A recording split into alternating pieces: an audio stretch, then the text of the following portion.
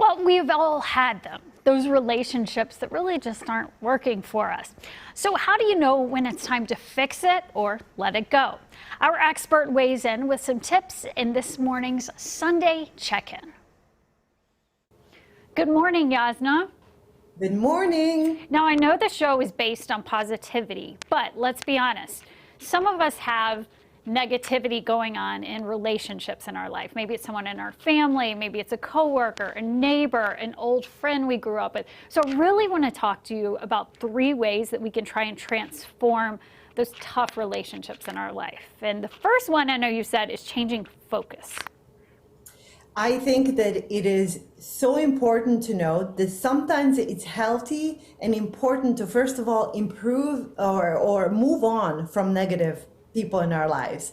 But when we really want to fix something and maintain the relationships, number one, I think that very often it's because of the miscommunication or an actual perceived hurt. So I think, how do we change the energy around that relationship? I love this process of taking responsibility for our own actions without blame, and then showing forgiveness, writing a letter to the person that has hurt us, or writing about them in a very positive way. So what do I do love about them? What has been the most wonderful in our relationship together? I think that in the end, it really makes us feel incredibly good. And on an energetic level, I think that that person is bound to perceive that on the other end and feel that energy from us. And this is very counterintuitive, but the concept you just brought up of actually doing something for them, it's probably someone who's hurt us. So that is very difficult, and it is counterintuitive, but it works every single time. And here's why.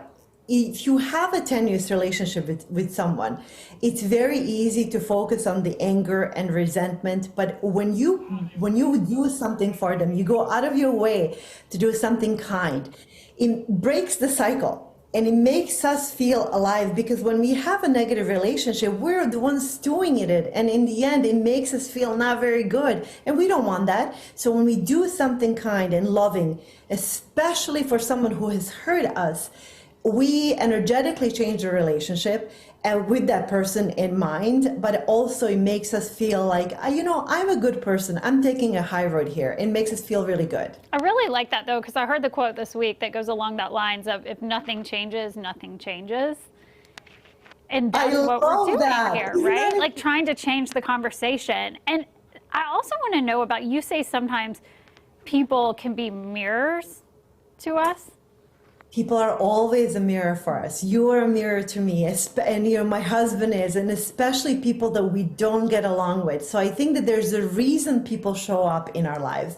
There's a reason why sometimes we have those tenuous relationships. So I think by focusing on the inner and processing our own state of mind, and this is without including the other party, and quantum physicists tell us, because of something called entanglement, you and I are, for example, forever connected in this quantum physics world. So that means that when I think about you in a healing way and I work on myself, you are bound to feel that as well. So I think it's that inner shift that in the end, we have to be okay with ourselves without expecting anyone else to change. And that, in fact, changes the entire relationship and the energy around it. Okay, well, these are tough things, but we can do them, right? Yes, we can. Thank you. Thank you.